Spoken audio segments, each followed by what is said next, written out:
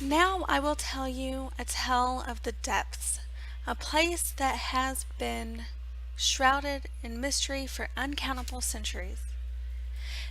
If you ask a scholar, he'll tell you this living home of horror and madness first appeared soon after the piercing of the veil. If you ask an old man on the street, he'll tell you at length that it has always been with us, just in different forms and with a different name. Whatever folk call it today, the depths has become part of the fabric of this world and its stories. We've all been told from a young age that the depths calls to bad little children to make them disappear forever. Of course, older folks spend time debating the depths as philosophy or playful dispute, perhaps arguing that there is no way a group of hummas would survive in there without help. Meanwhile, the wise or foolish leaders of the lands hold the depths near the heart of their councils, discussing how long they must hold control of the place to crown their realm supreme.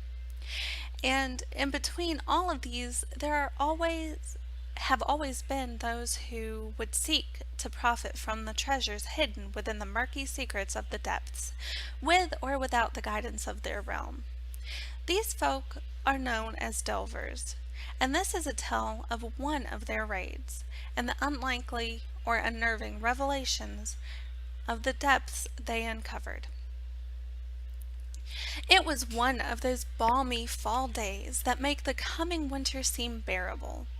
The weather was warm in the sun but cool in the shade, and the trees seemed to glow with the bright colors of the fall court of the Tuatha De Danann. Standing on a stony ridge overlooking the tree-filled valley below, an Arthurian by the name of Heduk carefully surveyed the land beneath him. Many people believe that those of his race were blessed with exceptionally sharp eyes, but he chuckled at the thought, muttering, "If they only knew how bad my normal sight is." Fortunately for Heduk, his eyes were enhanced by both magic and a previous trip to the depths, so the valley floor stood out in sharp detail, and he could pick out each leaf fluttering in the wind. However, despite his concentration, Haduk's mind drifted back to the horrible things that he had seen and experienced. He was the sole survivor of that raid, and most of his clan thought him insane for wanting to go back again. Not only that, but Haduk knew that many within his realm were already suspicious of cats, such as himself. There were many reasons not to go. But something called to him, like a whisper in the back of his mind, a growing need to return, to discover more treasures and depths in truths in the depths, to redeem himself in his own mind and in the mind of others. He knew what he needed to do. At the thought, his tail twitched and swished its way back and forth among the falling leaves. Up on the ridge, Haduk expanded his senses, and, true to his kind, crouched and watched patiently for the rest of the raiding party. He would wait motionless here, even if day turned to night and back again, several times before they all arrived. "I hate these woods," Yorvald thought to himself early the next morning, as he crunched through the leaves on the valley floor that Haduk watched from the stony ridge. "These are not proper trees. Their colors are too bright, their trunks too twisted. In truth, he longed not just for the deep pine forests of his Viking homeland, but for the great underground forest of his race. Pulling twigs and fallen leaves from his beard with one hand, he absent-mindedly flipped his great war-axe in the other. Up into the air it spun, flashing in the morning light. He caught it without looking.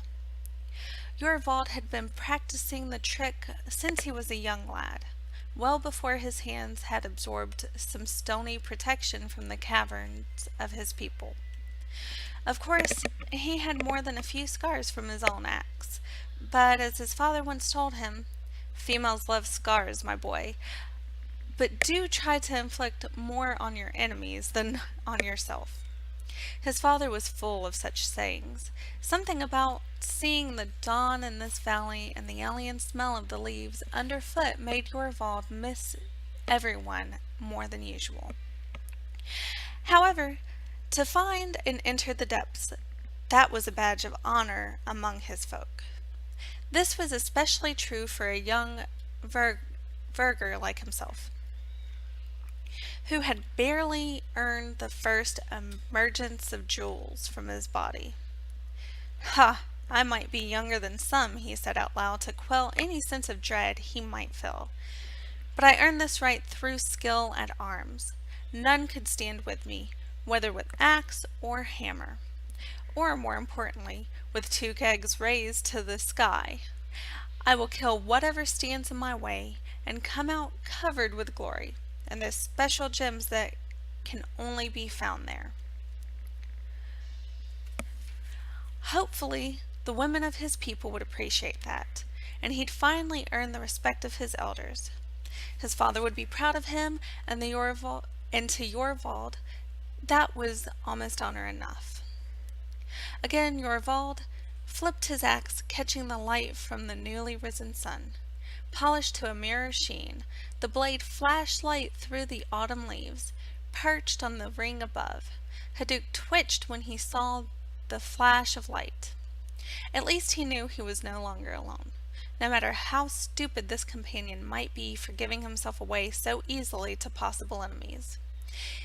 It would be at least several more hours before their third companion would join them, if Haduk had read this incorrectly, so he once again settled into a relaxed but watchful pose. Haduk's senses were correct, for a few hours later the third party of their band entered the valley. He was called Zedric, and if one were to judge a person's power by their physical appearance, Zedric would not be accounted for much. Unlike the other members of his group, Zedric was unchanged, for the less kind word. Furless, meaning he was one of the people whose blood and bodies were apparently untouched by the power of the Velstorms. He clearly lacked many of the natural advantages that the Changed possessed. However, in this world, like many others, to judge by appearance alone would be a mistake. For though Zedric seemed unremarkable, the power that he commanded were not. He was a senior sentinel of the Flame Wardens, fiery mages of the Arthurian realm. While it is true that time and the use of magic had begun to take its toll on his outer body, the flame within him roared more fiercely than ever. Members of his council could sense that power. It scared some of them, as great power can sometimes do among those with lesser power and lots of jealousy. If their fear bothered him, Zedric never showed it, for he was on his own mission. The Flame Warden sought something within the depths, something that he had read of in the most secret of ancient writings. It would grant him immense power, power that he greatly desired, no matter the cost to his outer shell. As he tramped over the soil on the valley floor, looking at the fall colors, he mused on his great purpose. Just like the eternal flame that we guard, he thought, I want to command and therefore protect the greatest power a Flame Warden has ever known. Zedric adjusted his travel pack as the wind swept down through the trees, telling himself that he would only use this power for the protection of his order and the good of his realm. However, he wasn't sure if he truly believed that anymore. Maybe he had just gotten used to reciting the line to his fellow wardens every time the subject came up. The wardens opposed the very idea of this raid, and particularly the idea of Zedric entering the depths, but nobody, not in Arthur's realm nor any other, was going to stop him this time. When he had first heard of Hiduk's call to arms, Cedric had jumped at the opportunity. And when one of the other senior wardens disputed his right to go, citing some nonsensical and illogical notion of risking life and limb only when commanded by Arthur or the Order, Cedric did what he had done in the past. He challenged the other warden to a duel. After his opponent wisely turned him down, Cedric was free to make his choice.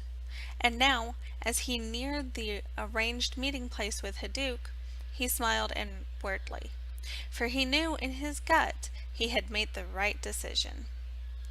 While Cedric was enjoying his moment of clarity, another future member of the raiding group was thinking quite differently. While those of his race are more used to causing fear than filling it, Sacrifisto was having a moment of doubt. He had always been a bit of a walking conundrum, for members of his race rarely chose to practice the healing arts. Fighters, mages, and even crafters, yes, but a healer of the banshee? Unheard of for many generations in his family circle. Despite all that, Sacrifisto had always felt that his special powers and abilities should not be used to harm other living beings. To him, the dark origins of his race gave him no right to spread that darkness. He had endured constant teasing growing up, but he had held onto his principles and his chosen path. Though he had been pushed to raise his dire scream more than once, something he could do as well as any male and most female banshee, Sacrifisto was completely committed to the life of a healer. When his lifespan upon this world ended, he wanted his name to be known for the people that he had healed, saved, and even protected, and not the number of souls he had taken in battle. There had not been more to this strange existence than that. Sacrifisto hoped that he could find some understanding of his own ghostly life in the depths, for he had found it nowhere else in the world. In his life of journeying far and wide, he had found little peace. It was on one of his many journeys to the other realms that he had heard about this raid on the legendary place of horror and secrets. Sacrifisto scaled the steep path lined with stones like clutching fingers and thought about his first meeting with the leader of the raid, a cat she called Hiduk. To his relief, Sacrifisto had sensed no evil taint from the depths upon the kite, so he eagerly agreed to join him. But now, as he wound his way between the brightly colored trees to approach the arranged meeting place, Sacrifisto felt new doubts assail him. What if the depths really is a living creature, he thought, as a pair of tussling squirrels looked up quizzically at his approach. Do we really have the right to harm it? Sacrifisto was no pacifist. He was willing to fight and even die if necessary for his realm. But as far as he knew, the depths was not harming anyone at the moment. Perhaps it was simply a place to be left alone and not bothered. What if he harmed it, or the other delvers harmed it, and the depths struck back merely out of self-defense? However, though he began to wish he had fully thought this through before agreeing to join the raid, Sacrifisto realized it was too late for him to change his mind. Not showing up or refusing to go would be unthinkable. His honor and the reputation of his race was at stake. People had enough reason already not to trust a banshee. Running from this challenge with his mist below his legs, as his grandmother used to say, would be the worst possible outcome. Better to die in the depths than live with that cowardly act on his conscience. Uncertain but unyielding, Sacrifisto pushed on through the wind-blown forest and its carpet of leaves. The fifth member of the group had no such reservations. While his slightly less than average build, even for a Lucropan, made traveling by foot a bit slower, he made the miles go quickly with thoughts of all the loot that he was going to find in the depths. Yes, there would be great danger there, but that was nothing compared to the fame and reputation that he would earn by accomplishing great feats of thievery and fun within it. The depths is just a really dangerous tomb, he thought to himself as he bounded over tree roots, as I've seen more than a few of those in my life. He imagined coming home and walking up the steps while literally dripping with jewels and possibly an artifact or two from this magical vault. He'd heard stories, sure, but he was convinced that nothing in this world could be as bad as all that. He was still a very young Lucrepan, free of the hopelessness he thought he saw seeping into some of his elders' eyes. As he leaped past a fallen log and skipped over some stones by the side of the path, he imagined himself jumping over pits, diving over the blades of enemies, and picking the locks of chests that he knew would be brimming with enough wealth to keep him and some lucky female, or two, happy for many cycles of the world. "This will be fun," he said out loud. "No matter what, this will be fun." Just like everyone else, he was convinced that his motives were pure, good, and true. The final member of the group couldn't disguise her passage through the forest, no matter how hard she tried. While she, too, was relatively young, her size and girth made stealthy movement difficult at best. How others of her kind found their way into professions that required silence and furtive movement puzzled her. She pushed aside two creaking saplings as she so she could pass, and let them snap together behind her. "I've only reached the second stage of my life, and look how large I am already," she shouted suddenly, giving up on hiding her position. "If any enemies can't see nor hear me now, you'd have to be dead, asleep in a drunken stupor, or deaf, dumb, and blind, and without any magical senses at all." Partly in frustration, and partly to show her fearlessness in the face of potential danger, she snapped off some dead branches, kicked a few smaller boulders, and skipped through the woods with a mad smile. She made more noise than a host of shorties, the Jotnar term for just about everyone else, on the move. Fortunately, the only people that were anywhere nearby were already expecting her. She was very pleased to be going on this expedition with that nice kite. She expected to have a good time, smashing abominations and other foul things in the depths. But what she truly sought was knowledge. She enjoyed battle, using her prodigious size and strength to great effect, but what she most wanted from this trip to the depths was to come back with all sorts of secrets. To truly gain the respect of her people, she needed to show them interesting things to study, decipher, and learn. Why some of the other races thought of her people as just big, brutish thugs, she never understood. Probably simply because her race had been reborn with great size and strength through the power of the Vel, but she, like other Jotnar before her, would prove them wrong. As she crashed through the trees, she let out another exuberant shout. "Look out, depths! I'm coming for you!"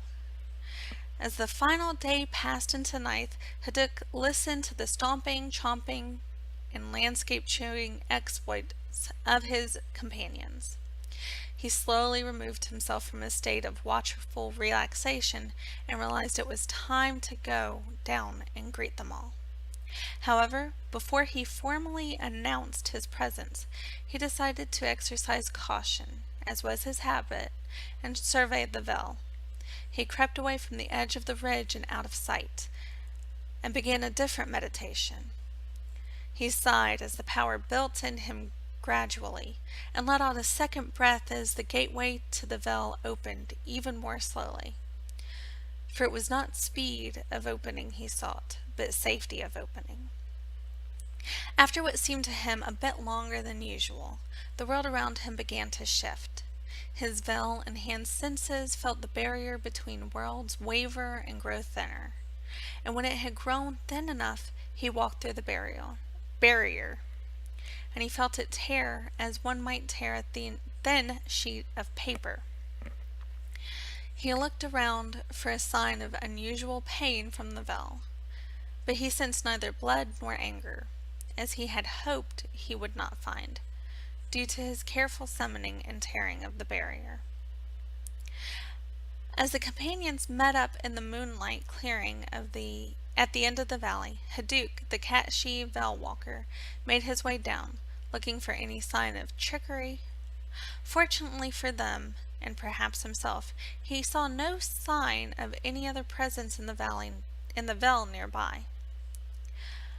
As the group exchanged greetings and salutations, Hadouk checked again, extending his senses within the vale, but found no sign of any contact from those people to anybody or anything in the vale. After a few minutes, the group sat down to make a fire and prepare a meal. While they did that, Hadouk waited for the right moment to appear. As Donnie began to eat his meal, Hadouk tensed.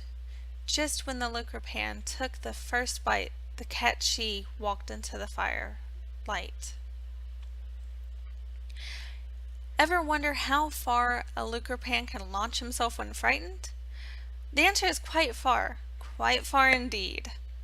It's a shame that the tree got in the way, Hadouk said to the gathered delvers, for I think he could have flown to the next valley over. Tension left faces, and hands loosened their grip on weapons as they all laughed. A space was made for Hadouk, and they continued their meal, calling for Donnie to return to their camp.